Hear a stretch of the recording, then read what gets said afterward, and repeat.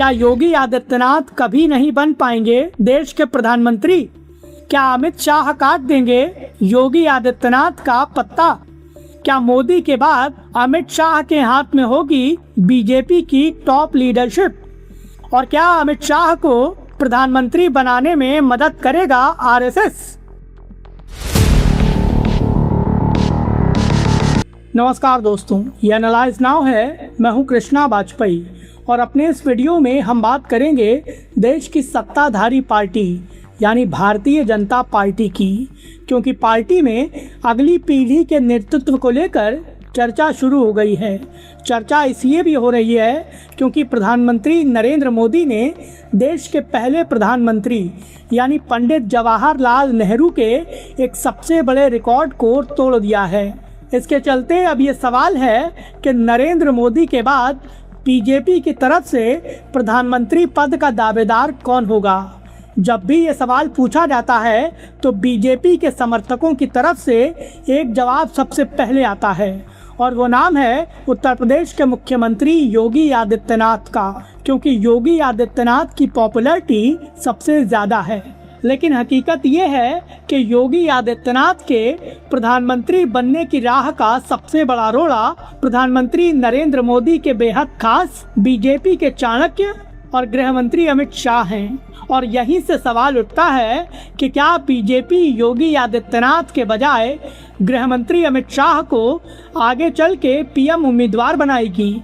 और सवाल ये भी है कि क्या अमित शाह की पीएम दावेदारी को आरएसएस की तरफ से समर्थन मिलेगा? चलिए इस मुद्दे पर विस्तार से बात करते हैं। आपसे अनुरोध है कि प्लीज़ हमारे इस चैनल को सब्सक्राइब करें और नए वीडियो के अपडेट सबसे पहले पाने के लिए हमारे चैनल की नोटिफिकेशन सेटिंग ऑन कर लें। हम जब भी कोई नया वीडियो डालेंगे उसकी जानकारी आपके पास तुरंत आ जाएगी। तो चलिए अब बात करते हैं अपने इस वीडियो की। प्रधानमंत्री नरेंद्र मोदी ने 10 जून 2026 को देश की सियासत में एक बहुत बड़ा रिकॉर्ड बनाया है। नरेंद्र मोदी ने चुने हुए प्रधानमंत्री के कार्यकाल के मामले में देश के पहले प्रधानमंत्री यानी पंडित जवाहरलाल नेहरू को भी पीछे छोड़ दिया है। 13 मई 1952 को पंडित जवाहरलाल नेहरू चुनाव जीतकर प्रधानमंत्री बने थे और उन्होंने प्रधानमंत्री के तौर पर 4398 दिन काम किया था और उनकी प्रधानमंत्री रहते हुए मृत्यु हो गई थी। और 10 जून 2026 को प्रधानमंत्री नरेंद्र मोदी को अपने कार्यकाल के 4399 दिन हो गए हैं। इसके साथ ही नरेंद्र मोदी ने पंडित जवाहरलाल नेहरू के रिकॉर्ड को तोड़ दिया है। इसके पहले प्रधानमंत्री नरेंद्र मोदी पूर्व प्रधानमंत्री इंदिरा गांधी के कार्यकाल के रिकॉर्ड को भी तोड़ चुके हैं। इसे प्रधानमंत्री मोदी के लिए राजनीतिक लिहाज से एक बहुत बड़ी उपलब्धि माना जा रहा है। अब पीएम मोदी जब इतने समय से देश की सुप्रीम कुर्सी पर बैठे हुए हैं और उन्होंने इतने सारे रिकॉर्ड बना दिए हैं, तो चर्चा ये भी होने लगी है कि बीजेपी में नरेंद्र मोदी के बाद प्रधानमंत्री पद का उम्मीदवार कौन होगा।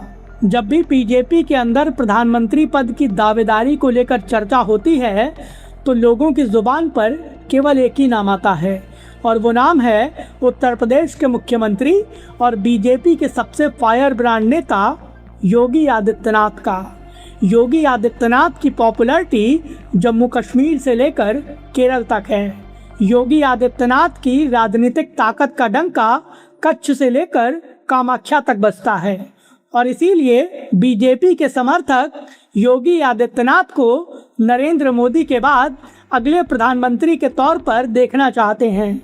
लेकिन एक सच बात ये भी है कि दिल्ली और लखनऊ के बीच टकराव की जो खबरें चलती हैं उसके केंद्र में गृह मंत्री अमित शाह और योगी आदित्यनाथ की पीएम उम्मीदवारी है, क्योंकि ये दोनों ही नेता प्रधानमंत्री नरेंद्र मोदी के बाद प्रधानमंत्री पद की दावेदारी में सबसे आगे हैं।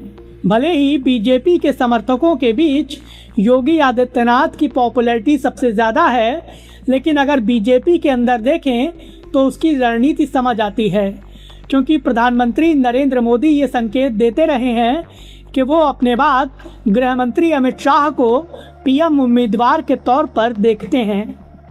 देश की राजनीति में जब भी कोई बड़ा ऐतिहासिक फैसला होता है या कोई बड़ा निर्णय किया जाता है तो प्रधानमंत्री नरेंद्र मोदी के बाद बीजेपी सारा क्रेडिट गृह मंत्री अमित शाह को देती है। साल 2019 में जब जम्मू कश्मीर से अनुच्छेद 370 हटाया गया था तो प्रधानमंत्री नरेंद्र मोदी ने सांकेतिक तौर पर सारा क्रेडिट गृह मंत्री अमित शाह को दिया था, क्योंकि अनुच्छेद 370 हटाने का ऐलान गृह मंत्री अमित शाह ने किया था। इतना ही नहीं, नागरिकता संशोधन अधिनियम के मामले में भी सारा क्रेडिट केवल और केवल गृह मंत्री अमित शाह को दिया जाता है। नक्सलवाद को खत्म करने के मुद्दे पर गृह मंत्री अमित शाह की आक्रामकता सभी ने देखी है। अमित शाह ने यह ऐलान किया था कि मार्च 2026 तक वो देश को नक्सलवाद से मुक्त कर देंगे, और आज मोदी सरकार ये दावा करती है कि देश नक्सलवाद से मुक्त हो चुका है और नक्सलवाद को खत्म करने का सारा क्रेडिट केवल और केवल अमित शाह को दिया जाता है। अंग्रेजों के ज़माने के कानूनों को खत्म करने का सारा क्रेडिट अमित शाह को दिया जाता है। गृह मंत्रालय में जो भी बड़े रिफॉर्म हुए हैं उनका सारा क्रेडिट केवल और केवल अमित शाह को मिलता है, जो ये बताता है कि प्रधानमंत्री नरेंद्र मोदी अपने कार्यकाल के दौरान ही गृह मंत्री अमित शाह की राजनीति को एक हीरो के तौर पर पेश कर रहे हैं। इसीलिए राजनीतिक विश्लेषकों के बीच इस बात को लेकर चर्चा होने लगी है कि योगी आदित्यनाथ के प्रधानमंत्री बनने की राह में सबसे बड़ा रोड़ा अमित शाह हो सकते हैं, क्योंकि प्रधानमंत्री नरेंद्र मोदी अपनी सरकार के दौरान ही अमित शाह को हीरो बना चुके हैं। बीजेपी का जो इतना विस्तार हुआ है उसका सारा क्रेडिट अमित शाह को दिया जाता है, और इसीलिए प्रधानमंत्री मोदी ने बीजेपी को अपने हिसाब से चलाने के लिए गृह मंत्री अमित शाह को छूट दे रखी है। इसके चलते बीजेपी के अंदर अमित शाह के हितैषियों की संख्या लगातार बढ़ रही है। हालांकि अमित शाह के लिए राष्ट्रीय स्वयंसेवक संघ एक बड़ी चुनौती हो सकता है। इसकी एक बड़ी वजह यह है कि योगी आदित्यनाथ और गृह मंत्री अमित शाह के बीच जब भी राजनीतिक टकराव की खबरें आती हैं तो पर्दे के पीछे से राष्ट्रीय स्वयंसेवक संघ पूरी तरह से योगी आदित्यनाथ के साथ खड़ा हुआ नजर आता है। जब योगी आदित्यनाथ को उत्तर प्रदेश के मुख्यमंत्री पद से हटाने की बात होती है तो योगी आदित्यनाथ को राष्ट्रीय स्वयंसेवक संघ का समर्थन मिलता है। जब भी योगी के पर उतरने की कोई चर्चा होती है तो मोदी शाह की चाणक्य नीति राष्ट्रीय स्वयंसेवक संघ के सामने फीकी पड़ जाती है, जो ये बताता है कि योगी आदित्यनाथ को राष्ट्रीय स्वयंसेवक संघ का पूरा समर्थन मिल रहा है, और यही आज के वक्त में योगी आदित्यनाथ की सबसे बड़ी ताकत है। अमित शाह के लिए एक सबसे बड़ा माइनस पॉइंट ये भी है कि विपक्षी दल उनके बेटे जय शाह का नाम लेकर उन पर परिवारवाद को बढ़ावा देने का आरोप लगाते हैं। अमित शाह के गृह मंत्री बनने के बाद जिस तरह से उनके बेटे का उत्थान हुआ है उसके चलते विपक्षी दल लगातार अमित शाह को घेरते हैं और बीजेपी की जमकर आलोचना करते हैं। इतना ही नहीं, बीजेपी के अंदर भी कई नेता जय शाह के उत्थान को लेकर गृह मंत्री अमित शाह की दबे मुंह आलोचना करते हैं। ऐसे में अमित शाह की पीएम दावेदारी को लेकर जब भविष्य में कभी चर्चा होगी तो भले ही बीजेपी के अंदर उनको पूरा समर्थन मिल जाएगा, लेकिन संभावना यही है कि राष्ट्रीय स्वयंसेवक संघ अमित शाह के खिलाफ वीटो कर सकता है। हालांकि ये राजनीतिक परिदृश्य काफी दूर की कौड़ी नजर आता है, लेकिन हाल के दिनों में जिस तरह से बीजेपी की नई पीढ़ी तैयार हो रही है उसके चलते अमित शाह की पीएम दावेदारी को लेकर चर्चा होना लाजमी हो गया है। अब देखना यह होगा कि अगर भविष्य में पीएम दावेदारी को लेकर चर्चा होती है तो क्या बीजेपी और आरएसएस अमित शाह का समर्थन करते हैं या योगी आदित्यनाथ आरएसएस के समर्थन की वजह से एक बार फिर से अमित शाह का पत्ता काट देते हैं। अमित शाह और योगी आदित्यनाथ में पीएम दावेदारी को लेकर कौन बाजी मारेगा, इस मुद्दे पर आपकी क्या राय है?